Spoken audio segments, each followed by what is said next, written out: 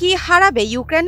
দেশের মর্যাদা নাকি আন্তর্জাতিক সমর্থন? এক সপ্তাহের আলটিমেটাম কি ইউক্রেনের ভবিষ্যৎ বদলে দিতে পারে? এই চাপের মুখে দেশটি কি সাহসিকতা দেখাবে নাকি কৌশলে বাঁচার পথ বেছে নেবে?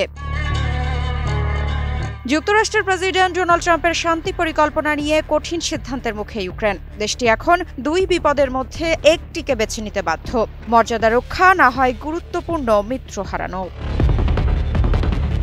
সম্প্রতি ট্রাম্প ফক্স নিউজ রেডিওকে জানিয়েছেন কিয়েভকে এক সপ্তাহের মধ্যে এই প্রস্তাব মেনে নিতে হবে। শীত আসার আগে যুদ্ধ থামানো জরুরি, সময় খুব কম। এর আগে ওভাল অফিসে জেলেনস্কিকে তিনি জানিয়েছিলেন, তোমার হাতে কার্ড নেই।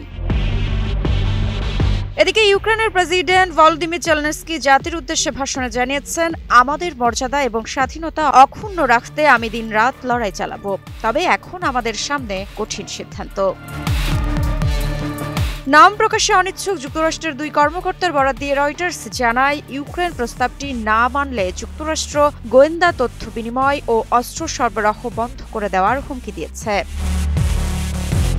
ট্রাম্পের এমন প্রস্তাবে নিজেরা কঠিন সংকটে পড়েছেন বলে জানিয়েছেন ইউক্রেনের প্রেসিডেন্ট ভলোদিমির জেলেনস্কি।